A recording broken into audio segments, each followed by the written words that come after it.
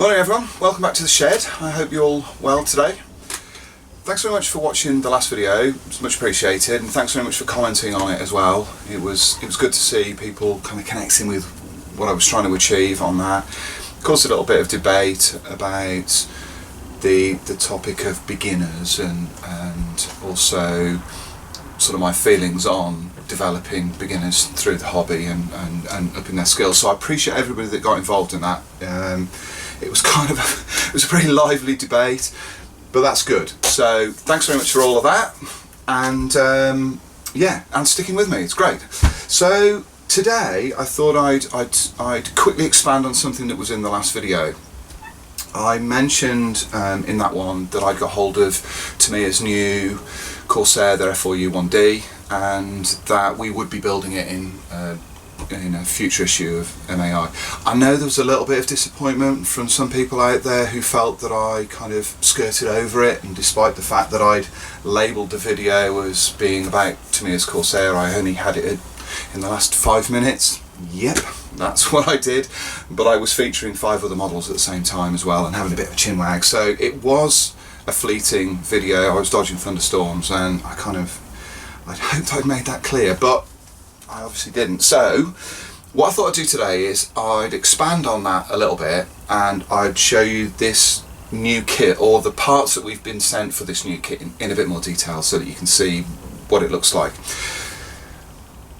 There was a little bit of confusion, I think, when I mentioned it last time, because I've only got the additional parts in this box. However, I do have a birdcage Corsair that's been sent through to me. I think it's the birdcage one, or a 1A. I've got a complete Tamiya kit that will provide all of the other pieces, so we do have a complete package. It just means that I'm going to have to use these parts and those parts, join them all together, and that's what will create the features. So if anyone was confused by how we were going to build a Corsair out of what we were sent, we have been sent the completed package as well. So what that means is that my comments in the previous video about etched seat straps and other superficial bits and pieces, they are in the other kit, so we will use that, and when the feature is created we will be able to show you exactly how the model looks if you were to buy it full spec in its proper box with full colour instructions, that kind of thing.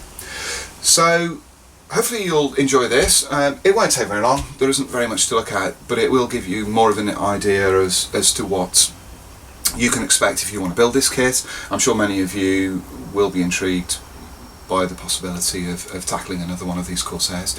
So let's take a look at it and see what you think. Okay, so this is Tamiya's new F4U-1D Corsair. It differs from the original 2 releases in having what appear to be 6 new runners, and they are this one here. This is a runner that contains the main fuselage halves and also internal details for the intakes. This one here is the undersurface panel for the centerline of the fuselage and also the inner wing sections. This piece here differs from the original in having location points for the pylons for the underwing drop tanks, and also the 1,000-pound bombs that this kit includes. So although it essentially looks the same as the original part from both the birdcage and the Dash 1A version, it is subtly different from that, and I think pretty sure that other than those location points which are here, which need to be drilled out, this part is essentially the same as the original piece from those 2 kits. Another large runner contains the revised outer wing panels. These outer wing panels contain metal areas here and also here, which differentiate this version from the 2 previous versions. It also includes location holes, these 8 holes here, that are there to hold the rocket stubs for the 5-inch HVRs that are included as part of this package, which again differentiate it from the original 2 versions that were offered. the Dash 1D was essentially a fighter bomber, and that's what these new parts allow you to create from this kit. This runner also contains the under wing pylons, these sections here, and also includes some smaller superficial details which again may differentiate this version from the original kit. Without comparing them side by side and without researching this, which is what I would normally do leading up to a build of a project like this, I can't tell you specifically how these differ in terms of minute detail, but those sections there will give you some indication of changes. These sections here are flaps, and they include steps, holes for stepped areas as well. They may be different from the original, so that gives you some indication. But the main changes for this aircraft are those outer wing panels. You also get two of these runners here, and these are the weapons packages and also the under wing tanks that were carried by these aircraft. So here you see drop tank halves, also different propeller blades. Again, the differentiation on this particular aircraft, and also the 5-inch rockets that are included, and those are these here. You can see that Tamiya have designed these to cleverly include the separate fin sections. These are beautifully moulded as well. The only problem that I see, and these things tend to plague Tamiya kits, and it is a shame, is that here, if I grab a scalpel or a pointer, on these rockets here and here are ejector pin marks, and they are found on all 4 of these rockets. They're also found on the inner faces of all of these fins, and there are 2 on each. Now that's not entirely beyond most modelers' ability to remove those and clean those up, but I think that is a bit of a bind on something that's as small as these fins. I kind of would have preferred it if Tamiya had gone down Dragon's route and added an extra gate on here with a little stub that would have allowed this detail to be incorporated without the need for ejector pin marks to be visible on quite important areas such as this. So along with removing these rockets from the gates on the runners, you're also and cleaning that part up, you're also going to have to smooth these out. Now they are only on one side. On this side the rockets are perfectly smooth, and on this side of those fins the parts are perfectly smooth, but they are plagued on this side, so they're going to need to be sanded out in this case, maybe scraped out in this case. So that will add to the time it takes to build those quite important pieces of the model. Now one thing that Tamiya have included in this, and this is from memory is almost a first in one of their kits, I can't remember them doing this before, is that they've used slide molds on this section to include the openings for the rocket motors, or rather just the rockets, on the ends of each one. So those aren't separate parts, and they're really neatly done as well. I'm not sure if that can be kind of picked up, but you can see here that they are moulded in place, and you can see where a section of the runner is missing to allow those to be moulded in that way. So that's really neat. So the kit kind of gives with one hand and takes away with the other. So it gives you those brilliant openings, and then has you removing ejector pin marks from the body of the rockets. So you get 2 of those, 2 runners there. They are, as you would imagine, identical. And then finally we have this, which is the clear runner that includes the frameless canopy section that was used on the Dash 1D version of the Corsair. These parts are, as with the previous kit, are beautifully thin, and they're crystal clear as well. There's no deformed sections on this, so when you look through it, they are really, really clear. Beautiful parts. Tamiya's clear parts are some of the best in the world, and this certainly shows what they're capable of doing when it comes to moulding clear plastic. They are absolutely gorgeous. You get, as part of the kit, a set of canopy masks as well. That's these. They're not pre-cut. They will need to be cut with a scalpel, but they're fairly regular shapes. That's not a difficult process. I've done this twice now, and it's really easy to do that. So that will certainly help when it comes to masking these sections up, ready for painting. Along with the plastic parts that we've been sent, we've also got the new decal sheets as well, which are these here. And as I mentioned in the previous video, the kit offers a choice of 2 aircraft. The first one is this one here. No, this is the first one. We'll go with this. This one's from VF84 USS Bunker Hill, Iwo Jima, in February of 1944. This is a fairly well-known aeroplane. I'm sure that many of you will have seen pictures of this with its large arrow on the tail. And then the second one is this, which is, I guess, from the 2 choices in the kit, is my personal favourite. This one is from VM F351. This is USS Cape Gloucester from Okinawa during the early part of 1945. This one is again in glossy blue, but it has more trim on it than the other one. It has a load of striping around the wings and also around the tail. I really like this one. I think this is really nice. I also like the yellow markings that are on the fuselage underneath the canopy. I think those look really good. So this would certainly be my personal choice if I was to be building this kit. The decals themselves are what you'd expect from Tamiya. I know Tamiya decals can be a bit like Marmite, but these are beautifully printed, and I've certainly had no problems whatsoever with putting these things on. As long as you use the right setting solutions, they work like a charm. So these will work really nicely on this model. I think there may be an argument for not using the stripes that are on the decal sheet. If you were to be building this version, it may well be easier to paint those, mask them up, and then paint the blue over the top. But even so, the kit offers you all of the striping and everything that you need.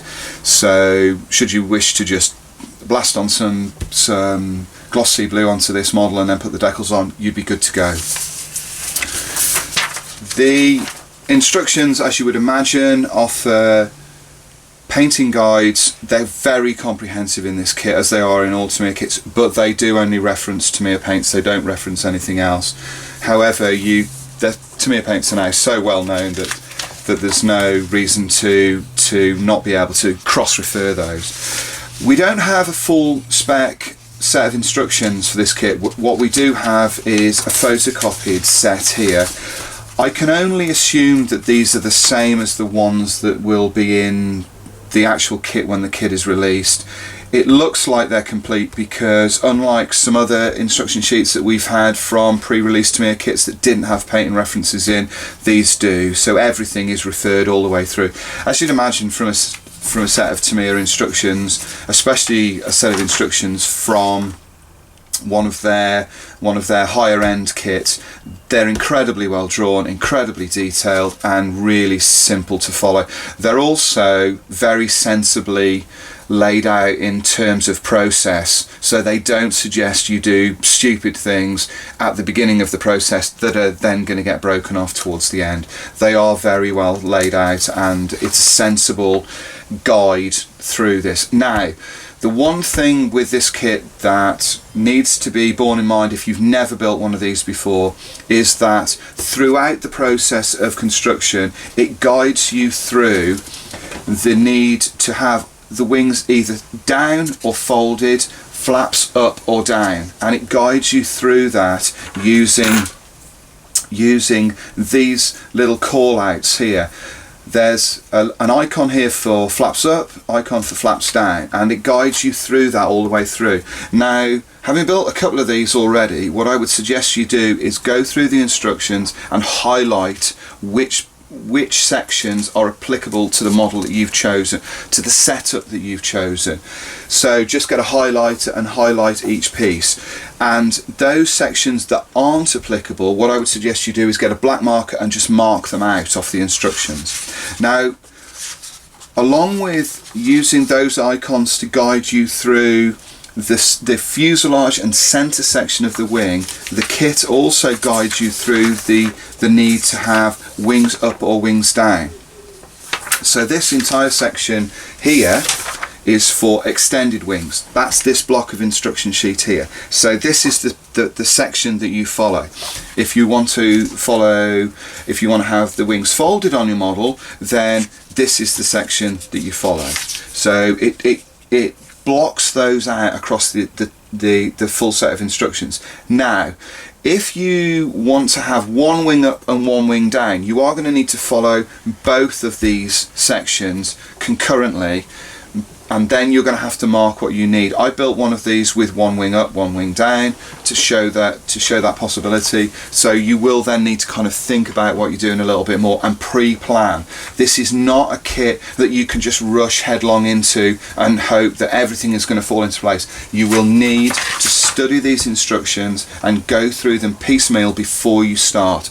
And then once you've done that, then you can start removing parts. If you don't do that, it will confuse you. This is a lot of detail in here. These are when you go through this section, there are somewhere in the region of, there's 123 different sections in here that need to be approached methodically for you to build this model. I'm not suggesting it's going to be difficult to do that. All I'm suggesting is that you need to pre-plan it, go through it, mark what you need, mark what you don't need, and then use that. Plus the fact that, like a lot of Tamiya instruction sheets, even ones from the simple kits, they're just fun to read. I mean, just going through this, they're so well laid out and so informative that they're just kind of cool to go through. So I sort of like the idea of doing that, and I think you will as well. Along with the construction instructions within this this kind of booklet, which is what it'll be in the kit that you have, it also shows you not only how to drill out sections, it's got technical tips and that kind of thing. It also shows you some weathering ideas using their panel line accent colours. I think that's really cool, and I haven't seen that before. I don't remember seeing that before. So that's great as well, and it shows you how to scrape seams off parts, shows you how to drill openings for the pylons, that kind of thing. So really fantastic. I've said this many times. There are no better instructions, in my opinion, than Tamiya's. Tamiya's are flawless in the way that they're laid out. I know a lot of people like the way that Wingnut Wings do theirs, and they're equally impressive. But for me, because I'm so used to the way that Tamiya do their instruction sheets and just the way they're drawn, they're just beautiful. They're an incredible piece of technical illustration that takes you through the process of building technically perfect kits in many respects. Certainly in the case of these 32nd scale aircraft kits, they leave so little to be desired, and the instructions more than help you get the best out of what Tamiya supply. So there we go, that's Tamiya's new Corsair F4U-1D kit. I don't think it's overstating the case too much to suggest that Tamiya's range of 32nd scale kits are amongst the very best that you can buy anywhere. I think that's been seen and proven time and time again with the new aircraft kits, from the Spitfire through the Mustang onto the Corsair family. They are absolutely superb from start to finish. They offer a level of detail, accuracy and complexity that's hard to match. Wingnut Wings are their closest rival in that regard, although they're much more specific in their approach to only World War I aircraft. But in terms of their level of accuracy, complexity and detail, they're a match for what Tamiya do.